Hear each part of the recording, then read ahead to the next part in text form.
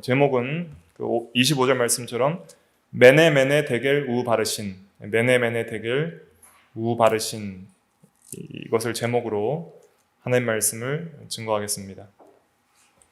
메네 메네는 세웠다 세웠다, 데겔은 달아보니, 무게를 달아보니 부족하였다. 무게를 달다는 뜻이거든요. 데겔은 아람어로, 전부 아람어인데 세웠다 세웠다, 무게를 달았다, 그다음 나뉘었다, 이런 의미입니다. 세웠다 세웠다, 달아보았다, 나뉘었다. 이게 메네메네 데겔 우바르신입니다. 또 뒤에 가서 또 자세히 살펴보고요. 오늘 이제 벨사살 왕이 바벨론 왕 마지막 왕이고요. 바벨론 왕 마지막 벨사살 왕이 이제 메대와 바사 나라의 멸망을 당하고 바벨론 시대는 종말을 맞게 됩니다. 바벨론의 멸망을 기록한 것인데요. 이 신바벨론이거든요. 이제 그 창세기 11장에 보면 바벨탑 사건 있잖아요. 그거 이제 고대 바벨론이고, 지금 이제 다니엘 시대 때는 이제 신바벨론입니다. 이 바벨론은 또 계시록에 이제 바벨론이 나오거든요. 그 말세의 바벨론은 이제 이 모든 인본주의 세상 국가가 바벨론이에요. 바벨론은 상징적인 의미가 있는데, 그 인본주의적인 하나님을 떠난 모든 세상 국가와 세상 문화를 이제 바벨론이다 할 수가 있겠습니다. 이 벨사살 왕은 어떤 왕이냐면, 이제 느부갓네살 다음에 여러 왕들이 몇 왕이 있었어요. 그리고 이제 벨사살의 아버지가 이제 여러 고대 자료들이 발견되면서 나보니두스라는 사람으로 밝혀졌는데, 나보니두스가 있고, 그 다음에 이제 벨사살의 아들인데 둘이 이제 섭정을 하고 있었어요. 섭정을 하고 있었기 때문에 다니엘이 메네메네 데겔 우바르신 글자를 해석하면 셋째 통치자로 삼겠다는 의미는 무엇이냐면, 이제 아버지와 아들이 섭정을 하고 있으니까 그 다음 통치자로 삼겠다, 이런 뜻입니다. 그래서 벨사살 왕이 이제 바벨론 마지막 왕으로 이제 사역을 하고 있었는데, 이 왕은 느부갓네살 왕보다는 이 큰 영광과 권세가 없던 왕이에요. 느부갓네살은 세계를 다스리고 임의로 죽이며 임의로 살리며 임의로 높이고 임의로 낮추는 그런 권세와 위엄과 능력을 하나님이 주셨거든요.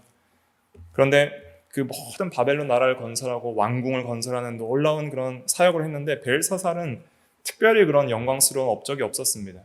그가 한 거라고는 뭐 하는 거예요?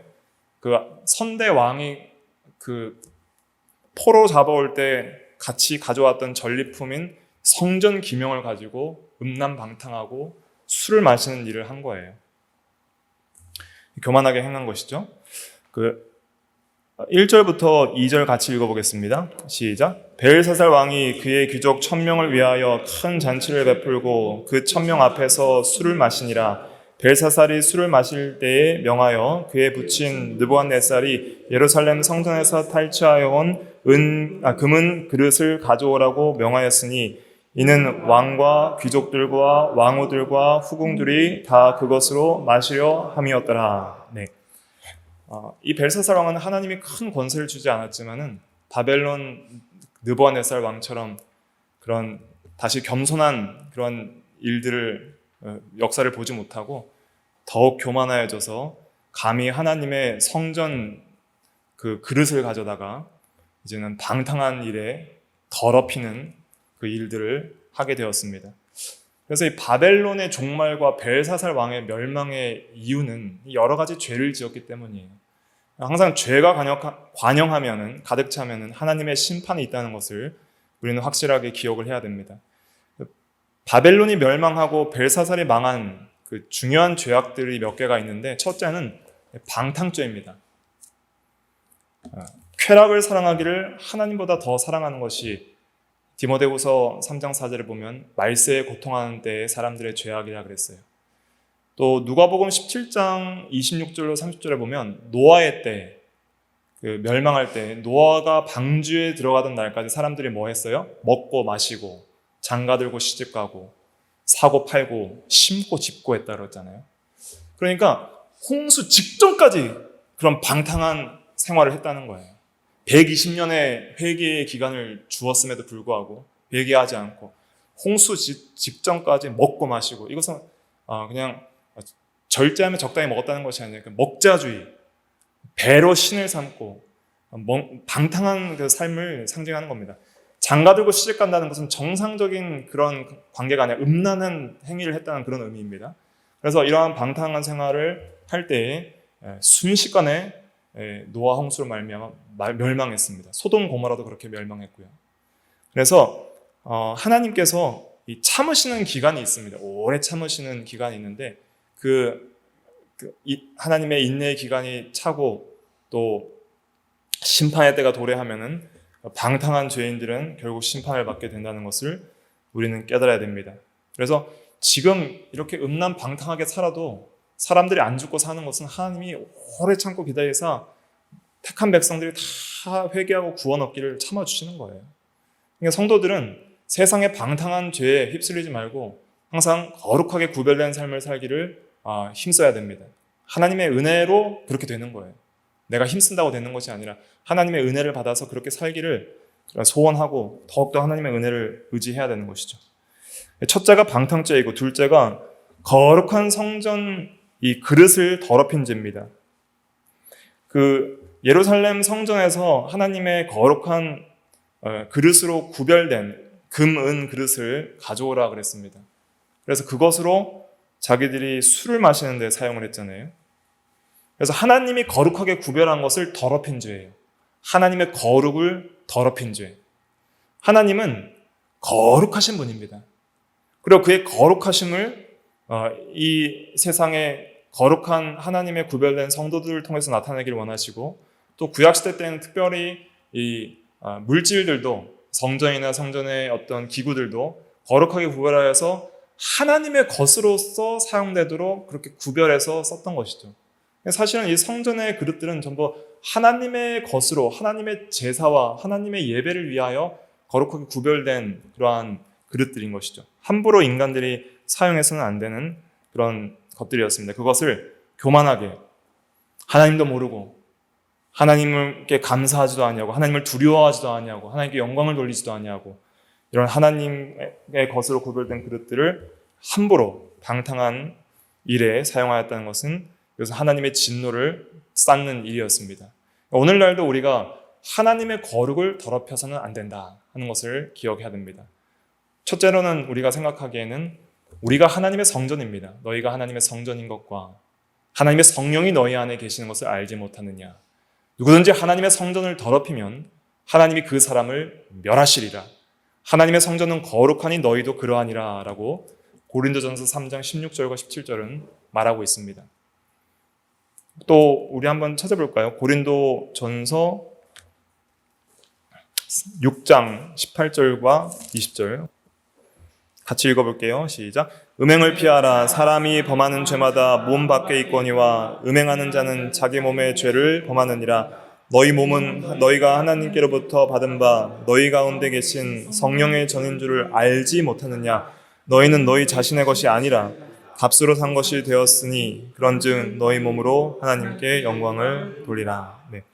우리는 예수 그리스도의 피, 보배로운 피값으로 하나님의 것으로 사신 바 되어서 그리스도의 종이 되었고 이제는 우리는 하나님의 것으로 구별됩니다. 이 구별된다는 것은 하나님의 것으로 구별된다는 거예요. 거룩이란 것은 하나님의 것으로 구별된다는 거예요. 그러니까 우리는 우리의 것이 아닙니다. 하나님의 것입니다. 그리스도의 것입니다. 그리고 성령의 전입니다. 성령이 우리와 함께 하셔서 이제는 우리가 하나님이 거하실 합당한 처소예요. 그래서 하나님이 거하실 합당한 처소가 되기 위하여 지어져 가라고 에베소서 2장은 말하고 있잖아요. 그러면 우리의 정체성을 이해하는 게 참 중요합니다. 근데 성도의 정체성을 모르기 때문에 더러운 생활을 하는 거예요. 3장에서도 알지 못하느냐, 6장에서도 알지 못하느냐, 모른다는 거예요. 벨사살 왕도 왜 성전 기명을 함부로 가져다 썼을까요? 모르는 거예요. 하나님의 거룩하심도 모르고 거룩하게 구별된 존재들도 모르는 거예요. 그러니까 모르면 이렇게 죄를 짓게 됩니다. 무지도 죄 하나의 원인이 되는 거예요. 죄악된 타락한 본성의 중요한 한 측면은 인격적으로 무지한 거예요. 그래서 우리는 항상 계속적으로 우리의 지성을 깨우쳐야 됩니다. 나는 하나님의 성전이다. 하나님은 거룩하시니 우리가 거룩하길 원하신다. 나는 하나님이 거하실 처소가 되기 위하여 거룩하게 지어져 나가야 된다. 하나님은 거룩을 사랑하신다. 거룩을 침범하는 것을 아주 미워하신다. 하나님의 성전을 더럽히면 하나님이 그 사람을 멸하시리라 했다 하는 것을 우리가 기억을 하고 이 하나님의 거룩을 더럽히지 않도록 주의해야 됩니다. 그런데 문제는 뭐냐면 우리가 매일 거룩을 더럽혀요. 그렇기 때문에 우리에겐 소망이 없는 거예요. 그럼 누구께 소망이 있어요? 그리스도께 소망이 있는 거예요. 그러니까 그리스도가 없으면 절망할 수밖에 없고 그리스도가 있으니까 우리는 소망 가운데 사는 거예요. 매일 그리스도가 참 성전이 되어주시고 그리스도 때문에 우리는 하나님 앞에 거룩한 존재로 계속적으로 보존되는 은혜가 있는 겁니다. 왜냐하면 그리스도는 성전 모퉁이 돌이거든요. 성전의 기초거든요. 그리스도가 있기 때문에 우리는 무너져도 완전히 무너지지 않아요. 그리스도 때문에 우리는 항상 하나님 앞에 나아갈 수 있는 은혜를 얻게 되는 것입니다. 하지만 우리가 은혜 받은 자로서 거룩하게 살아야 될 책임은 절대로 간과해서는 안 된다. 그래서 항상 죄를 지었다고 낙심하여서 절망할 것이 아니라 누구를 바라봐야 돼요? 항상 예수님을 다시 바라보고 소망 가운데 일어나서 다시 건축해 나가야 돼요. 그것이 중요합니다. 그 다음에 세 번째 멸망한 죄는 무엇이냐면 우상 숭배의 죄입니다. 다니엘 5장 4절 말씀 같이 읽어볼게요. 시작. 그들이 술을 마시고는 그 금, 은, 구리, 쇠, 나무, 돌로 만든 신들을 찬양하니라. 하나님을 찬양하지 않고 이제는 물질 우상을 찬양했습니다. 물질을 우상을 삼아서 경배하고 찬양했죠. 우상 숭배의 죄는 우상 숭배하면 반드시 망합니다. 이걸 꼭 기억하십시오. 우상 숭배하면 어떻게 돼요? 반드시 망한다.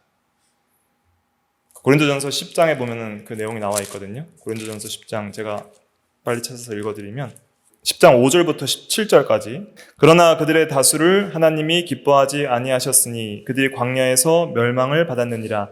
이러한 일은 우리의 본보기가 되어 우리로 하여금 그들이 악을 즐겨한 것 같이 즐겨하는 자가 되지 않게 하려 함이니. 7절 그들 가운데 어떤 사람들과 같이 너희는 우상 숭배하는 자가 되지 말라. 기록된 바 백성이 앉아서 먹고 마시며 일어나서 뛰논다 함과 같으니라. 고린도전서 10장 7절. 그래서 우상 숭배하면은 반드시 멸망합니다.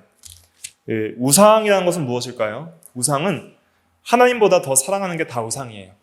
하나님보다 더 사랑하고 또 하나님보다 더 두려워하고 하나님보다 더 의지하고 하나님보다 더 지배하는 모든 돈, 인간, 물질, 또 거짓 신 전부 우상입니다. 오늘날 최고 우상은 뭘까요? 현대시대의 최고 우상은 돈입니다. 돈이에요. 돈이면 다 돼요. 돈이 엄청난 권력을 가지고 있어요. 물질 문명이고 자유시장 경제체제에서는 돈이 가장 큰 권위와 능력을 행사하기 때문에 돈이 신이 될 수 있는 거예요. 돈이면 뭐든지 할 수 있다는 생각이 있어서 그렇기 때문에 오늘날은 이 물질을 우상으로 삼는 시대가 되었다. 과거에도 그랬지만은 과거보다 더 강력한 그런 권세를 갖는 것이 돈이다. 그래서 우리가 돈을 사랑하지 말아야 됩니다. 돈을 사랑하면 일만 악의 뿌리가 되나니 이를 탐내는 자는 믿음에서 떠나 미혹을 받아 많은 근심으로서 자기를 찔렀다 그랬잖아요. 디모데전서 6장에 보면은 돈을 사랑하게 되면 먼저 많은 근심으로 자기를 찌르고 그다음에 하나님의 심판을 받게 되어 있습니다. 성도가 우상 숭배하면 즉시 징계가 옵니다. 그것이 은혜예요. 우상 숭배 못하도록 우상을 다 파괴해 버리세요. 돈을 사랑하면 돈을 파괴하시고 사람을 의지하면 그 사람 관계를 좋지 않게 하시고 다른 것을 의지하면 그 다른 의지하는 것들을 하나님께서 다 멸해 버리십니다. 그래서 회개하고 하나님께 돌아올 수 있도록 은혜를 주시는 거예요. 그래서 우리가 이렇게 기도해야 됩니다. 하나님, 우상을 숭배한다면 우상을 다 멸하여 주시옵소서. 그래서 다시는 우상 숭배지를 못하도록 우리를 인도하소서. 그런 신앙이 있어야 됩니다. 그것이 하나님을 사랑하는 방식이에요. 우리 속의 우상들, 칼빈은 인간의 마음이 우상 공장이라고 그랬거든요. 우상을 계속 만들어내요. 새로운 우상들을. 하나님보다 더 사랑하고 의지하고 두려워하고 지배받는 것들이 계속적으로 나오는 거예요. 그러면 하나님께서 기뻐하시지 않습니다. 우리가 하나님만을 가장 사랑하도록 항상 힘써야 됩니다. 그래서 우리가 하나님을 가장 사랑하면 다른 것을 두려워하지 않을 수 있어요. 다른 것을 의지하지 않고 두려워하지 않고 말씀대로 온전히 순종해 나갈 수 있습니다. 근데 우리가 왜 말씀대로 순종을 못하냐면 너무 우상이 많아서 그래요. 하나님보다 다른 거 의지하니까 하나님을 버리는 거예요. 그래서 우리가 항상 다시 복음으로 돌아가고 또 진리로 돌아가고 하나님의 살아계심과 그의 절대 주권을 의지하여서 하나님만을 의지하며 나아가야 됩니다. 여러분들이 이 세상에서 어떤 어려움과 고민과 힘든 일이 있어도 모든 걸 다 하나님께 맡기고 오늘 하루 하나님께서 주신 모든 일에 우리가 순종하며 믿음으로 살아내면 하나님께서는 그의 나라와 그의 의를 구하는 모든 자들에게 필요한 모든 것을 더해주시고 하나님의 살아계심을 보여주실 것입니다. 하나님의 살아계심을 전 인격과 삶으로 경험하며 사는 사람들은 하나님을 참되게 예배하는 예배자들밖에 없어요. 우상 숭배하면서 그냥 한 손으로는 하나님을 섬기고 한 손으로는 우상을 섬기고 여호와냐 바알이냐 하면서 그렇게 양 다리를 우상과 하나님께 걸치고 있는 자들은 하나님의 참된 은혜의 역사들을 보지 못하는 것이죠. 다니엘은 사드락과 메삭과 아벳느고는 그렇게 살지 않았습니다.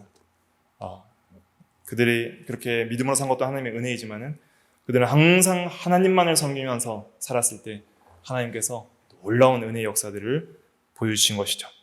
이것이 우리의 신앙의 또 본이 되는 것입니다. 그 다음 네 번째 멸망한 죄는 교만죄입니다. 교만하여서 자기를 낮추지 못했습니다. 교만하면 망한다 하는 것을 우리가 기억해야 됩니다. 교만은 뭐의 선봉이에요?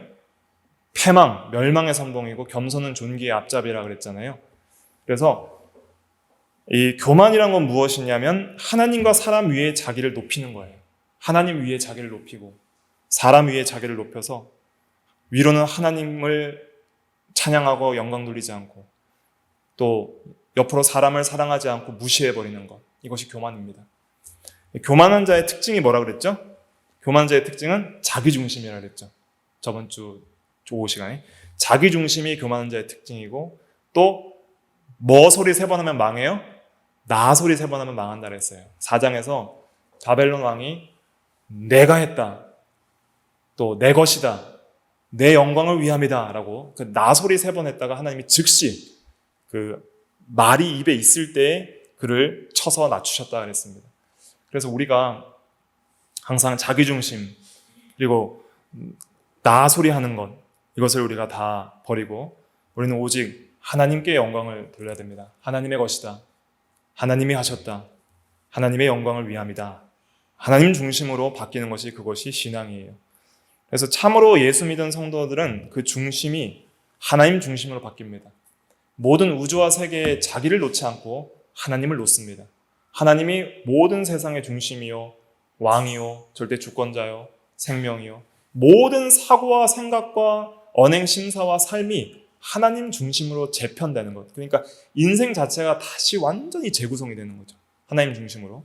그것이 구원받은 성도의 변화된 삶이라 할 수가 있습니다. 그 속에서 그리스도 안에서 겸손한 마음들이 이제 나오는 거예요.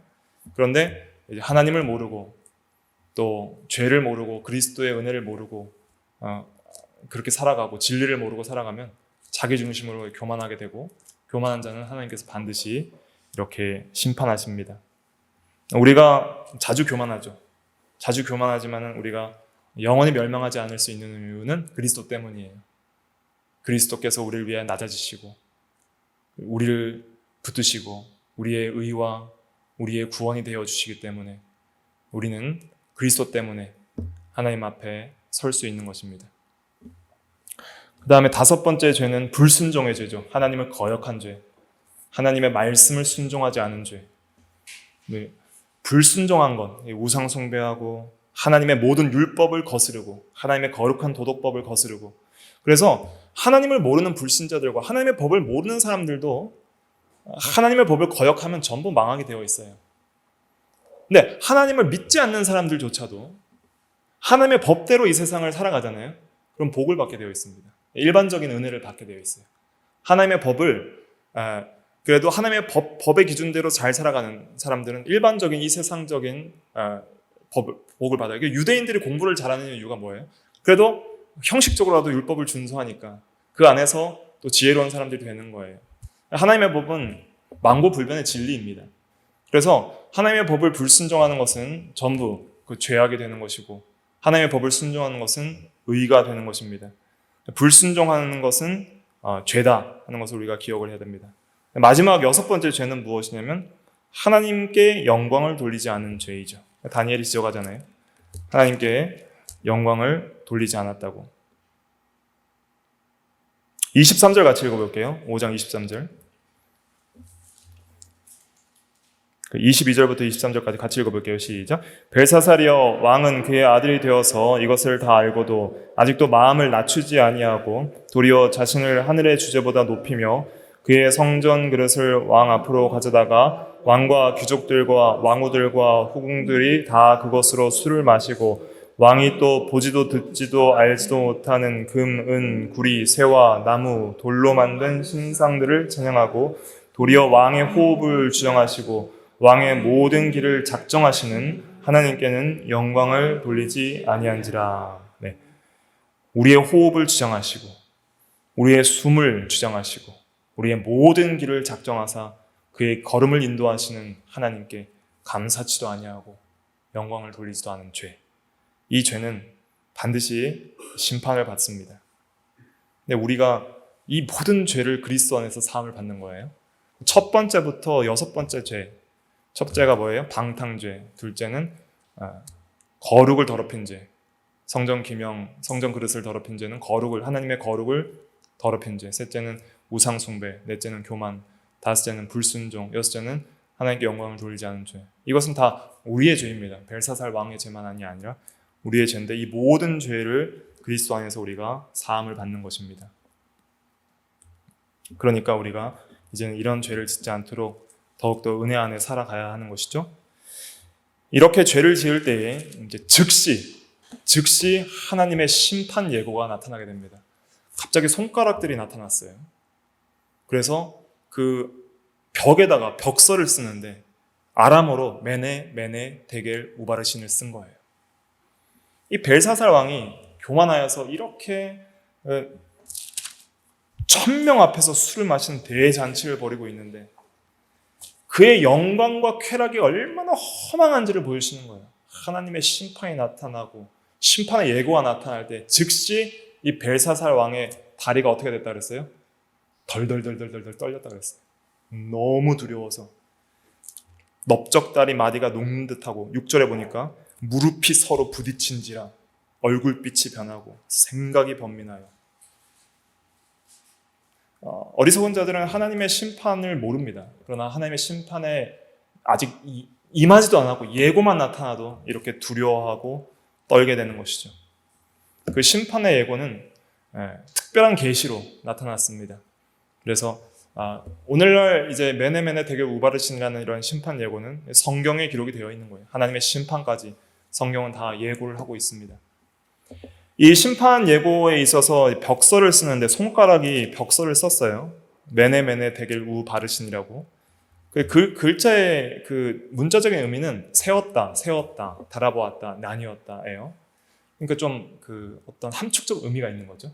세웠다, 달아보았다, 나뉘었다. 그러니까 해석이 안 되는 거예요. 이제 문자적인 의미는 알아도 그게 어떤 그 의미를 가지고 있는지 그 깊은 그 함의적 의미가 해석이 안 되니까 바벨론 지혜자들을 불러서 벨사살 왕이 해석을 하면은 셋째 통치자를 삼는 영예를 주겠다라고 약속을 했습니다. 근데 아무도 해석을 못하는 것이죠. 그때 왕비 한 사람이 등장하게 됩니다. 그 왕비는 사실은 왕대비인데 그 부왕의 어머니를 가리키는 것이죠. 그 10절 한번 같이 읽어볼게요. 10절 시작. 왕비가 왕과 그 귀족들로 말미암아 잔치하는 궁에 들어왔더니 이에 말하여 이르되 왕이여 만수무강하옵소서 왕의 생각을 번민하게 하지 말며 얼굴빛을 변할 것도 아니니이다. 네. 그 원래 벨사살 왕의 왕비는 지금 함께 그 잔치에 참여하고 있었습니다. 2절에 보니까 왕후와 후궁들이 다 있었어요. 근데 지금 새로운 왕비가 10절에 등장을 하고 있잖아요. 이 10절의 왕비는 이제 선왕, 그 아버지의 왕비라고 할 수가 있습니다. 왕대비라고 하거든요. 아버지의 왕비를. 그러니까 이제 느부갓네살 때부터 있었던 다니엘의 존재에 대한 그 지식이 있던 왕비가 등장을 한 거예요. 왕비가 등장을 해서 다니엘을 부르면은 이 모든 일들을 밝히 해석할 수 있을 것입니다 라고 알려주었습니다. 그래서 이 벨사살 왕이 다니엘을 부르게 됩니다. 그리고 다니엘이 나왔을 때에 다니엘 너가 해석을 해주면 이제 자주색 옷을 입히고 금사슬을 내 목에 걸어주며 너를 나라의 셋째 통치자로 삼고 또 이런 예물과 권세를 주겠다고 약속을 하죠. 그때 이제 17절에 보니까 다니엘이 예물은 받지 않겠다. 그러나 왕을 위해서 해석은 하겠다 했습니다. 그래서 다니엘은 항상 하나님의 뜻대로 하나님의 영광을 위해서 살아야겠지. 이런 부귀와 권력과 물질을 위해서 일하지 않은 것을 볼 수가 있습니다. 다니엘이 이제 해석을 해주게 되는데 그 메네 데길 우바르신에 대한 해석을 해주게 됩니다. 메네는 무슨 의미인가? 26절 같이 한번 읽어볼게요. 시작. 그 글을 해석하건대 메네는 하나님이 이미 왕의 나라의 시대를 세워서 그것을 끝나게 하셨다 하미요. 예, 그 메네는 그 명사적 의미는 이제 무게라는 뜻이 있고요. 그다음 동사적 의미는 이제 무게를 세웠다는 뜻이 있습니다. 그래서 이 메네는 어떤 의미가 있냐면 하나님이 모든 사람들을 다 세워 보신다는 거예요. 그 무게를. 이 사람의 무게가 있는 사람인가, 무게가 없는 사람인가, 심판주의신 하나님께서 다 세워 본다는 거예요. 그리고 저울에 달아본다는 겁니다. 공의의 저울에 달아보신다는 거예요. 하나님의 의의 기준에 달아보신다는 거예요. 데겔은 무게를 달아본다 이런 뜻입니다. 그 27절에 보니까 데겔은 왕을 저울에 달아보니 부족함이 보였다 하미요. 다 사람들을 세워보는데 벨사살 왕도 세워보니까 너무 가벼워요. 무게를 달아보니까 이제 심판하기에 적당한 그러한 자가 되었어요. 그래서 달아보니까 이제 부족함이 보여서 하나님이 심판하신다는 거예요. 그러니까 베레스는 무엇이냐면 베레스는 난이었다 이런 뜻입니다. 난이다 라는 뜻인데 그 우 바르신이 뭐냐면 이제 바르신이 베레스의 복수예요. 바르신은 복수인데 똑같은 의미입니다. 우는 이제 접속사이고 그러나 하는 그래서 그러나는 접속사이고 그래서 우 바르신 하면은 한마디로 그냥 나뉘었다 이렇게 생각하시면 됩니다. 그래서 나라를 이제 바벨론을 심판하시고 메대와 바사 두 나라로 나누어 버리신다는 뜻이에요. 하나님의 심판이 이제 나라를 멸망시키고 나누어 버리는 그러한 심판으로 나타나겠다는 뜻이 이제 베레스 혹은 우 바르신이라 할 수가 있겠습니다. 그래서 28절에 보니까 베레스는 왕의 나라가 나뉘어서 메대와 바사 사람에게 준바되었다 함이니이다 하니 그랬죠. 자, 이건 우리에게 좀 적용을 해보겠습니다. 자, 무게를 하나님께서 다신다 그랬어요. 그러면 이제 하나님의 보시기에 하나님 기준에 무거운 게 있겠죠. 하나님의 저울에 무게가 합당한 게 있어요. 그게 무엇인가? 하나님의 의의 저울에 달았을 때 무게가 합당한 것은 뭘까요? 바로 첫째가 예수 그리스도입니다. 예수 그리스도의 의. 예수 그리스도의 의만이 하나님의 공의의 저울에 합당한 합격점이 되는 거예요. 그거 외에는 의로운 게 없어요. 하나님 앞에 인정받을 수 있는 의는 예수 그리스도의 의밖에 없습니다. 그 의가 없는 자들은 전부 부족함이 배웠다. 부족함이 배웠다. 부족함이 보였다. 그게 전부 심판받는 거예요. 모든 인간들은 전부 하나님의 저울에 달리게 됩니다. 달릴 때마다 그리스도의 의가 없으면 부족하다. 부족하다. 전부 심판받는 거예요. 거기에 대한 말씀 한번 찾아보겠습니다. 그 로마서 3장 20절부터 22절. 로마서 3장 20절부터 22절 같이 읽어볼게요. 시작. 그러므로 율법의 행위로 그 앞에 의롭다 하심을 얻을 육체가 없나니 율법으로는 죄를 깨달음이니라. 이제 율법 외에 하나님의 한 의가 나타났으니 율법과 선지자들에게 증거를 받은 것이니라. 곧 예수 그리스도를 믿음으로 말미암아 모든 믿는 자에게 미치는 하나님의 의인이 차별이 없느니라. 여기 보면 율법의 행위로는 그 앞에 의롭다 하심을 얻을 육체가 없다는 것은 자기의 노력과 행위로는 절대 의를 이룰 수 없다는 것이죠. 무게가 달렸을 때에 항상 부족하다는 거예요. 그 공의의 기준에 볼 때 항상 무게가 부족하다 하는 것이죠. 그런데 율법 외에 하나님의 한 의가 나타났다는 이 하나님의 의는 뭐냐면 하나님이 보시기에 무겁다라고 인정할 수 있는 하나님께서 인정하는 오직 유일한 한 의를 가리키는 거예요. 그래서 여기서 하나님의 의는 하나님의 본질적인 의도 아니고 하나님의 의는 하나님이 인정하시는 의이다 이런 뜻입니다. 하나님께서 인정하시는 의인데 하나님의 기준에 합당한 의를 가리키는 거예요. 그것이 예수 그리스도의 의예요. 예수 그리스도의 온전한 순종으로 말미암아 이루신 예수 그리스도의 의, 그것만이 무거운 거예요. 예수 그리스도의 의를 전가받지 않은 모든 죄인은 하나님의 공의의 저울에 달렸을 때 뭐가 보여요? 부족함이 보였다. 이렇게 인정받을 수밖에 없는 것입니다. 그 다음에 두 번째 무거운 게 있어요. 그것은 하나님의 말씀입니다. 하나님의 말씀이 무거운 거예요. 하나님의 말씀대로 산 것들은 하나님께서 인정해 주십니다. 요한일서 2장 17절 한번 찾아볼까요? 요한일서 2장 17절 요절입니다. 신약 389페이지 요한일서 2장 17절 같이 읽어볼게요. 시작. 이 세상도 그 정욕도 지나가되 오직 하나님의 뜻을 행하는 자는 영원히 거하느니라. 예, 다 지나가지만 하나님의 말씀대로 그 뜻대로 행한 자는 영원히 거한다 그랬습니다. 하나님이 인정해 주신다는 것이죠. 그래서 베드로전서 1장 25절에도 주의 말씀은 세세토록 있도다 그랬잖아요. 하나님의 말씀대로 믿고 하나님의 말씀대로 순종한 것, 그것은 하나님 보시기에 무거운 거예요. 하나님께서 인정하시는 거예요. 이 두 가지 말고는 없습니다. 예수 그리스도의 의, 첫째는 예수 믿어야 돼요. 예수 믿어야지 저울에 달렸을 때 하나님께 합격을 받을 수 있고 하나님의 공의의 인정을 받을 수 있고요. 둘째, 우리가 부족하지만은 주님의 은혜를 의지해서 오늘 하루 말씀대로 순종한 하나님의 뜻을 행한 그 삶은 이 세상도 정욕도 다 지나가지만 그러나 하나님의 뜻대로 행하는 자는 영원히 거한다는 것은 하나님 앞에 인정받는다는 거예요. 이거 말고는 이 세상에서 우리가 남길 수 있는 게 없습니다. 그러니까 우리가 어떤 중심으로 살아야 될지 알겠죠? 벨사살처럼 아무리 돈이 많아도 소용없어요. 아무리 권세가 있어도 소용없어요. 수천 명 거느리고 잔치해도 소용없어요. 하나님의 심판대 앞에 저울에 달리면 남아있는 건 뭐예요? 예수 그리스도의 의와 진리대로 믿고 순종한 삶밖에 없는 거예요. 그거 외에는 다 심판받아서 없어질 것뿐입니다. 그러니까 우리의 모든 삶의 중심이 어디에 있어야 되겠는가 하는 걸 확실히 알 수 있죠. 그리스도 안에 살아야 되고 진리대로 살아야 하는구나. 그것만이 하나님 앞에 설 때에 무겁게 달릴 수 있는 일이구나 하는 것을 우리가 깨닫게 됩니다. 항상 겸손히 우리가 하나님의 은혜를 간구하면서 의지하면서 믿음으로 살아나가되 참 그리스도의 의가 없으면 우리는 벨사살처럼 망할 수밖에 없는 존재이구나. 그러나 그리스도의 의와 또 진리대로 순종할 수 있는 믿음과 순종, 이것도 다 하나님의 은혜로 주시지만 그것이 하나님 앞에 설 수 있는 그러한 참으로 무게가 나가는 의로운 삶이구나 하는 것을 깨닫고 이러한 삶을 살아갈 수 있도록 우리가 더 힘을 써야 되겠습니다.